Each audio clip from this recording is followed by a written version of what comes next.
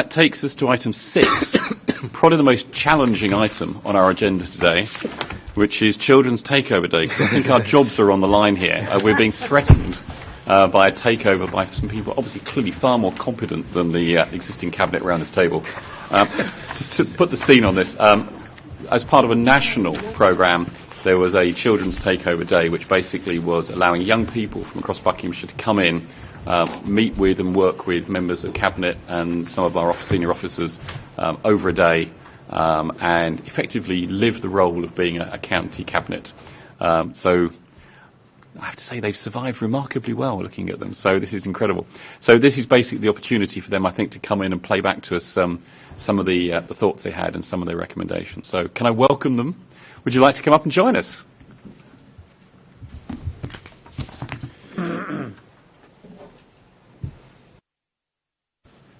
You have your own name plaques as well, which is great. If you'd like to introduce yourselves, say a little bit maybe about what you did and how you found it, and then your recommendations. And perhaps the roles you played as well. Shall I move out of the way? I'll just shuffle sideways so you can have a screen and anyone watching can see it as well properly.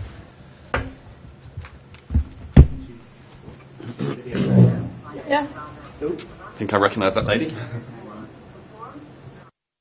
Up the volume.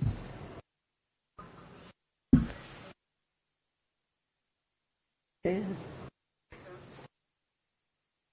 Sorry, can I say we can't hear this at all? Can you turn up the volume, please? And could you start it again? No, there we go. Inspiration and motivation to actually voice out what I'm thinking and go over to Sorry, could you start it again? Because I don't think anyone watching this would have been able to hear it. Hello everyone and welcome to the Cabinet Takeover Day. They've been given education as the subject to look at. What I really enjoyed is how intrigued the Cabinet members actually are in hearing our voices, which has given me a lot of inspiration and motivation to actually voice out what I'm thinking and go over to Kirsty, the Director of Children's Services. Young people may not have the necessary support they need in school if they are feeling unsafe.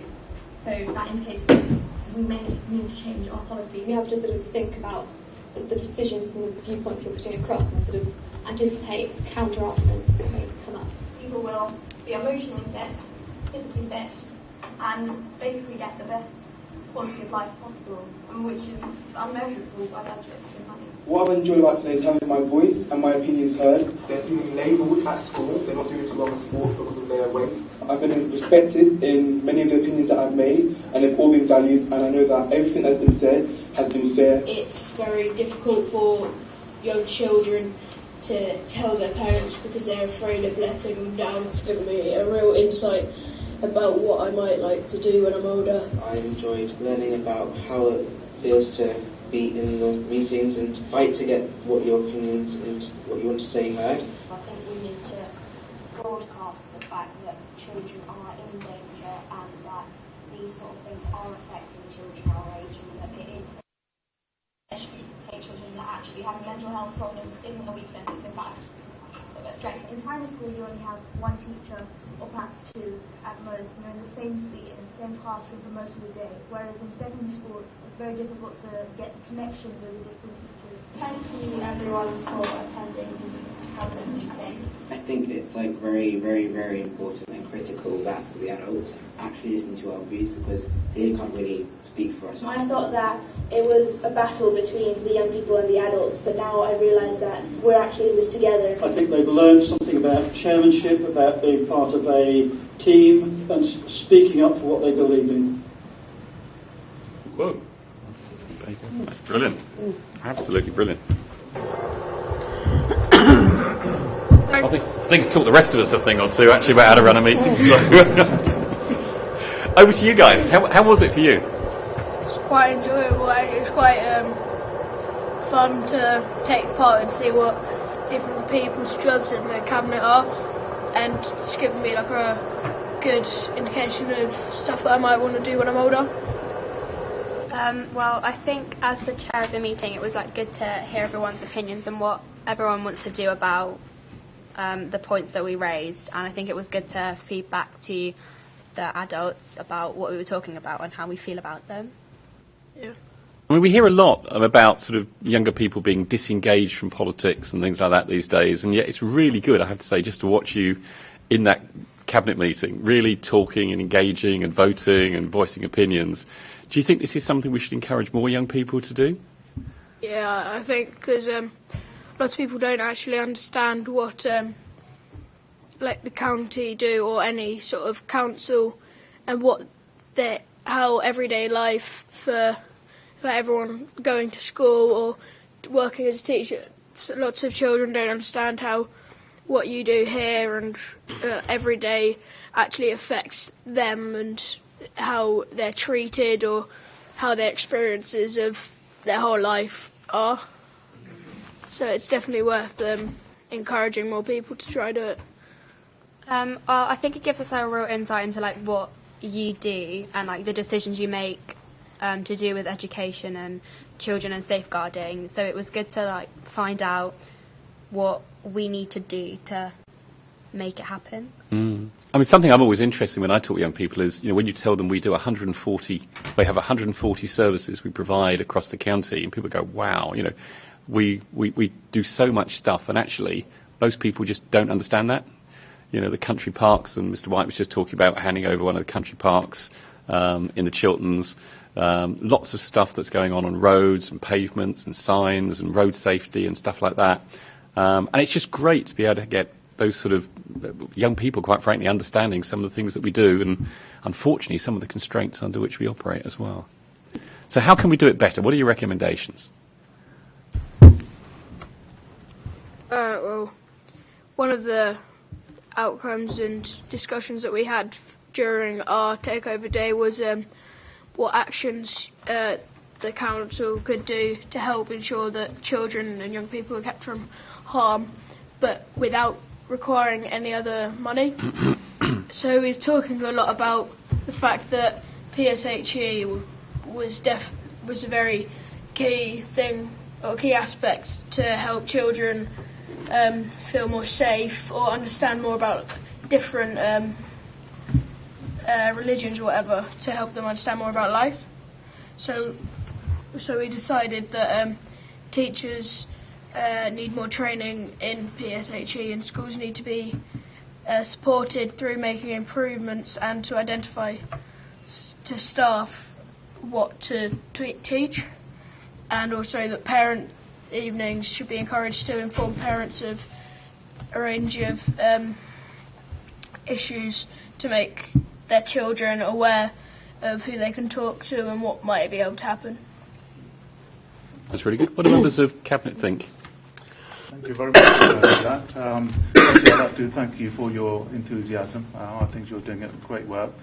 Raise the profile of pupils' voice. I think it's so important, particularly in terms of education, that you express that your concerns and your voices are heard. So thank you very much for that. Particularly, I think in terms of PSHE, I think there is quite a lot of work going out there, being done out there already. I was speaking to my younger daughters the other day, actually, because I saw this agenda item on the Cabinet papers, and I thought I'll question them, see what they are up to nowadays, because they are actually in year 11, 8 and 4, so they've actually gone through some of this already. And they tell me that actually there's some of the good work is out there already with student councils in particular. Student councils are working very effectively, as well as the student support in schools is actually pretty good. It might not be consistent, and there may be issues around sort of quality and things like that need to be improved across the county, but the provision is actually there. So I think you're right. You have a very good concern in terms of how we improve PSHE. There is actually work going on in schools already with some of our productions, with our theatre productions we had with CSC. And that sort of work is actually happening. But in terms of taking your concerns away, I think it's important that we do take your concerns away and address them. And particularly I'll raise those concerns with heads of schools, that you have this concern, and I'll take that away in particular and ensure that if there are children should know who to go to. If they have any particular concerns, then they should know, or they should have a point of contact in a school in terms of who to go to. So I'll raise those particular concerns at the, well, we have different forums. We have the Primary Executive Board Forum, for example. we have the Bucks Secondary Heads Forum, and we have a few other forums. BLT work with us as well, so I'll try and raise those with them at a future meeting. Other comments from other members of Cabinet? Yes, Mr. Shaw. Can I just say I spent the morning and lunchtime with you, and I'm just really, really proud of what you did, because you had some really difficult concepts and discussion points to go through. You had to work together as a team, which can be challenging at times, as we all know that, but you did it really, really well. Your presentations were just fantastic, and I was just really proud to be able to work with you guys, because it was a really fantastic day. And the one thing that I would open up to you is, if there's anything you think we could do better, do differently, that would be even more appealing to other people, just let us know. Hazel. Thank you. First off, I'd like to apologise for not being with you on that Friday. I'd had an engagement which had been organised many months before, and I just couldn't shift it. So apologies for my absence. Looking at what I've just seen, I obviously... Well, perhaps I was lucky missing it, because you look like a pretty tough bunch to deal with. But no, it was really positive and well done. I'm really pleased you picked up on the PSHE. It's something that I've been it's been quite dear to my heart for a long time, many years in fact, and it should be actually interpreted into a subject and not just like a bolt-on or something like that. There are some huge issues out there that you have to deal with. I would say lots more than I ever had to in my growing up. So, and I don't envy you at all out there. And you're right, you do need some advice and guidance on keeping yourself from harm and what we can do. The other things you also, I feel, would be beneficial to you is financial management. All these kind of things that are going to prepare you for going out into the big wide world. And I think this is all part of this PSHE.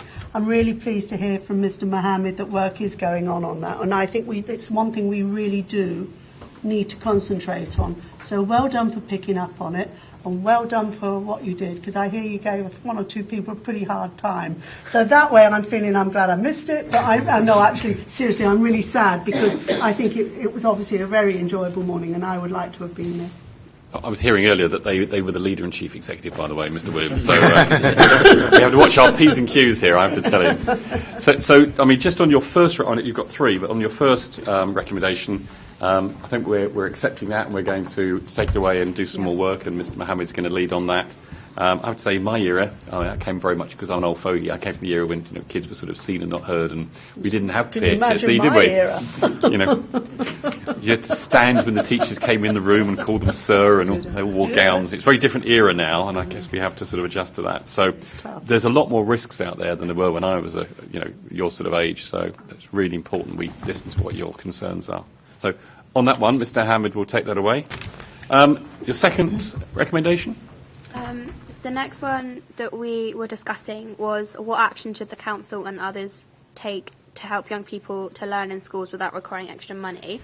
And we were talking about the transitions between primary and secondary schools, because usually in primary school you'll have one specific teacher who will teach you all of your lessons, maybe two.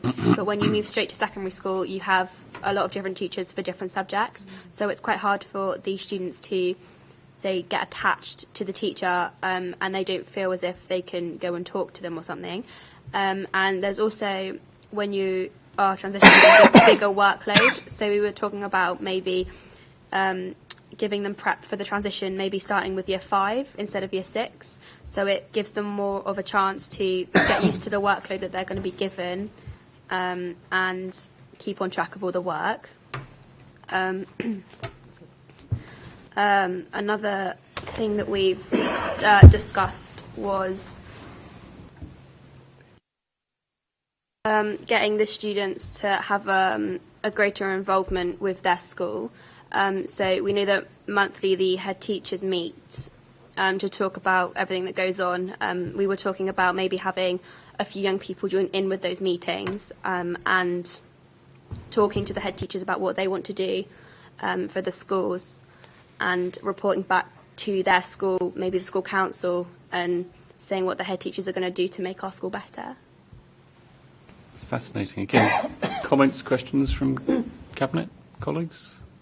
Ms. Hazel, then I'll come to Mr. Mohammed, obviously. Yeah, again, it's some pretty, shall we say, astute pick-up there on various issues. If we go on to item 2 on the emotional health needs, you've always put that rider in without requiring extra money. So you're obviously very conscious of how budget restrictions can impact on services. So well done for that. When we talk about mental health issues, and some individuals and children do have that, we need to be subtle about it. And I think that's the main course of action that we need to do. And as we look through the school and everything, that as long as it has to be managed in a very, very, as I say, subtle way, so as children aren't feeling as if they're being singled out. And I think that's the key thing.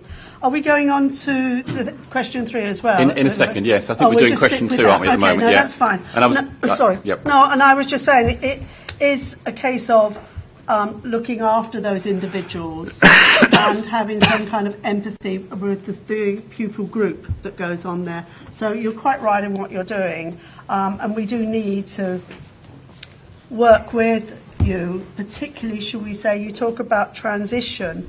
That has always been a tough time, and I remember a very bad experience for my personal self going in from transition. It wasn't good, and I think we have done a lot more work on it, but I think we need a lot more impact from you guys to see where, if we haven't exactly covered all the bases. So well done again for pinpointing this. And if I take Mr. Chilver, then Mr. Mohammed obviously is leading on this, so happy to take other comments first. Yep. Yes, thank you, Chairman. Yes, well done for everything that you've done and the presentation you gave. This issue about transition from primary to secondary school was raised by one of the youth clubs in my area, and they said that one of the great things that the youth club provides is where children from one primary school go off to different secondary schools. It provides a continuation, a network where they can keep in touch with their friends. So I think one thing the County Council can do is to continue to support youth clubs and youth activities, which I think we do already through the local area forum. A lot of them have them as one of their priorities and allocate funding. So I think that's one way in which we can help to ease that transition outside schools. I'll just make a comment then over to Mr. Mohammed. I have to say, I know it's very hard to believe, but everybody sitting around this table was your age once, and I mean, we've all been through this trauma. For some of us, a very long time ago, admittedly. And I just remember how difficult it was moving between primary school and secondary school. I mean, it really was such a different world, moving from a small class where everybody knew you lived locally to a big school, quite often a long way away, with people you'd never met before. I think where I went, I mean, there was nobody from my primary school went to the secondary school I went to, so it really was quite traumatic. No, it wasn't improved secondary school, no. I didn't say that. I could read your thought balloon there. But I mean, we used to have a form teacher. Maybe it's different now, but I mean, the person I used to relate to at school was the form teacher. I mean, we had the form teacher was the person that we had as a constant in that year. We might have different teachers for different subjects, but if we had a problem, we would always go to the form teacher. Is that not the same now? Has it changed? Well, we still have. Well, I know in my school definitely we still have form tutors, but similar with topic 1, where students don't feel like they've got the right people to go to. Teachers now are just seen as teachers. Not really. You don't really feel comfortable going to anyone to speak about any problems you have. Lots of people, I know I've experienced it myself, that you'd rather go to speak to friends for them to help you than go to an adult because you're scared or worried that they're going to tell your parents or tell any other people because you want it to keep confidential. But obviously, although sometimes it is classed as confidential, children and students don't feel like it is. Okay, fair response. Mr. Mohammed, back to you. Again, thank you very much for your questions. It is really important to ensure that children get the best start in life, and moving from primary to secondary is that transition. They need to get as much support as possible to make that transition as effectively as possible. Moving from primary to secondary is actually very daunting. And I seem to sort of recall my own experience when you're down here and everybody's sort of up there in sort of age and height, and it feels very daunting. Again, I have to say there is some good work going on out there. For example, I know from my local schools in my local area where I live, They do have the first couple of weeks when you're moving from primary to secondary, you don't get any homework for 2 weeks. I think that's supposed to be a big benefit where you're not moving straight into the real hard work. I also understand that some head teachers have something called birthday meetings. I'm not sure whether that seems to happen across the board, but when you have a birthday coming up, for example, then you get invited in a group of 4, 5, 6 people, and obviously congratulated and help and support that you have or requirements that you have. You can discuss those in those particular meetings, so those sort of things are there. You particularly mentioned transitions starting around sort of year 5. That seems to be a good suggestion. And I question whether it should be year 5 or whether it should be early year 6.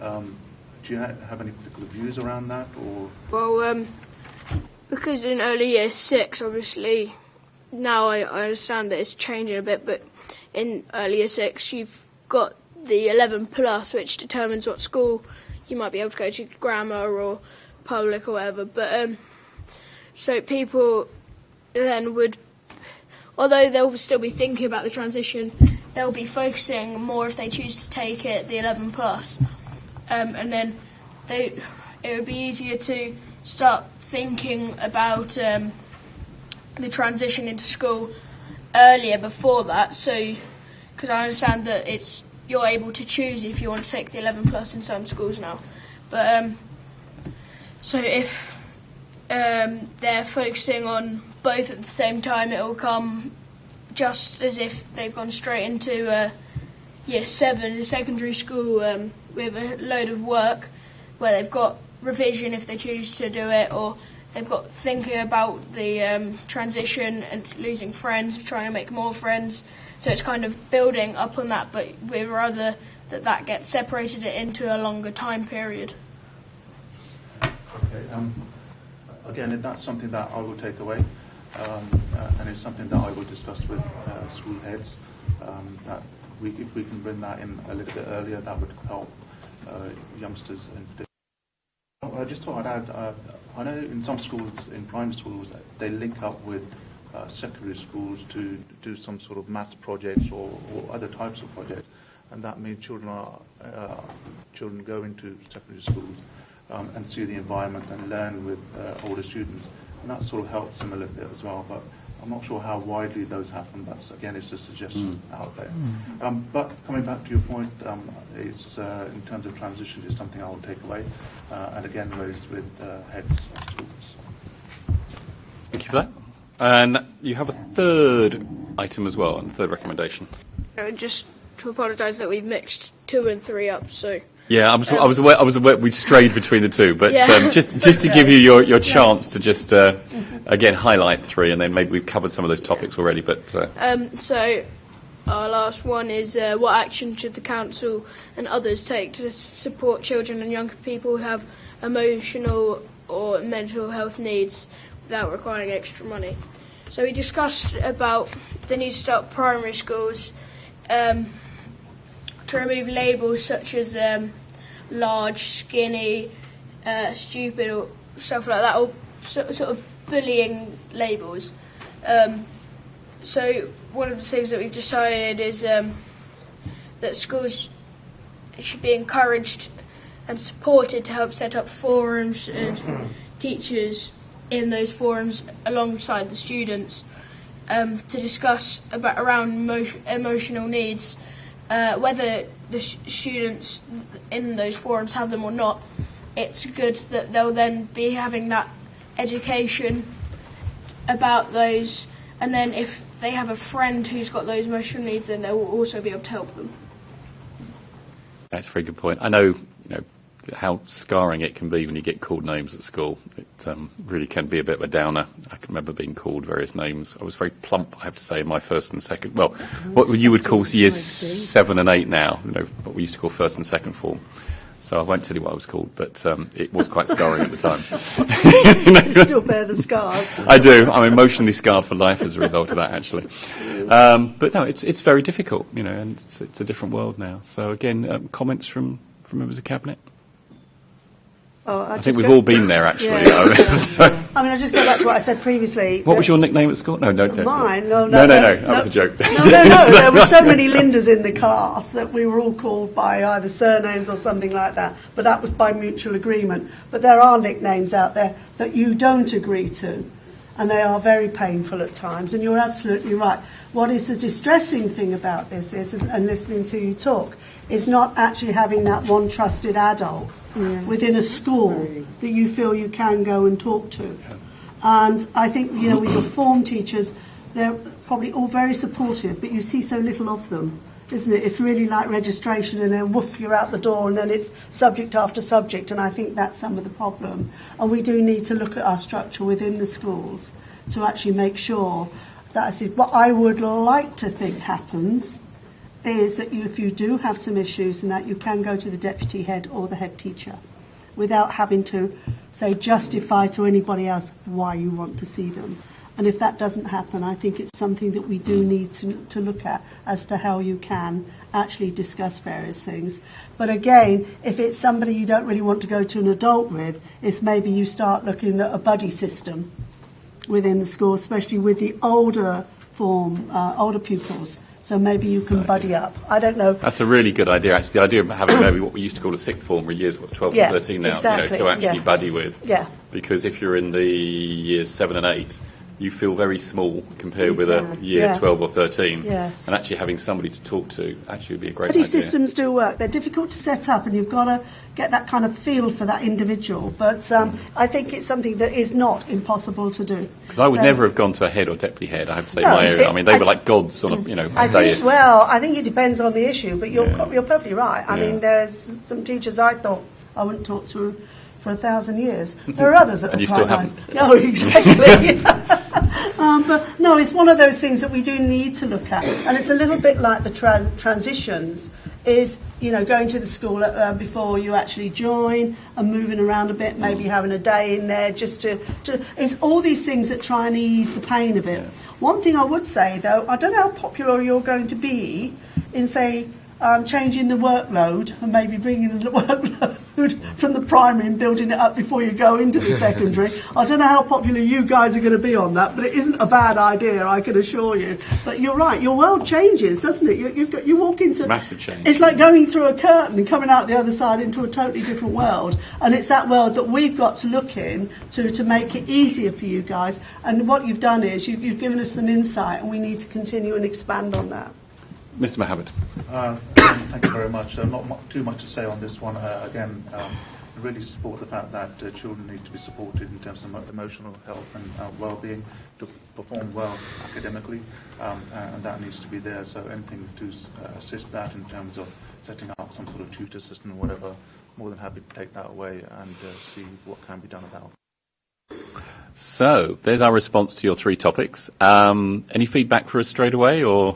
Just something that Lynn Hazel brought up about the buddy system and increasing the workload. That increasing the workload is a good idea, but also the fact that because of your age in primary school and you're in primary school, you're sort of working on social intervention of behaviour, how to make friends. There's examples like that.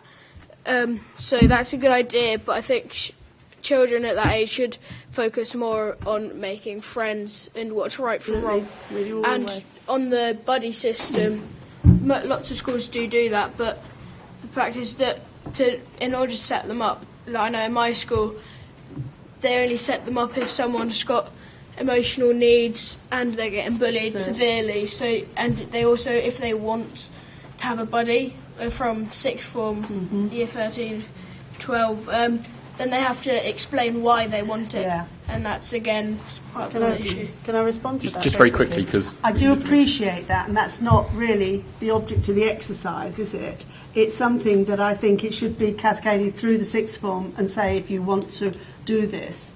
And I know it could be very, very difficult for it to it to be implemented. But it is that is exactly what you do want. You want somebody you can talk to without having to share it as you feel through the whole school. So it's something maybe we have to look at. But it would be when I said that in my previous response, to be subtle about your emotional needs. That's what you need, and you don't need it broadcasting. So how you're describing it, if you've got a buddy, that means you've got an emotional need. You want to be just all the same with everybody and just have an older friend. That is really what it should be, and you can talk to. Perhaps that's something, as I say, not easy to do, but it's something, maybe the start of something really good. Thank you both very much. Some really great ideas. And you're very welcome to stay for the rest of this meeting. You can give us some tips at the end about how we should have done things better. And we get marks out of 10, I think, at the end as well, don't we? You're not allowed to use red pens anymore, apparently. So thank you, seriously, thank you both very much. And could you pass on our thanks to everybody else who participated in the Takeover Day? I think you've done a fantastic job. Thank you. Well done. Thank you.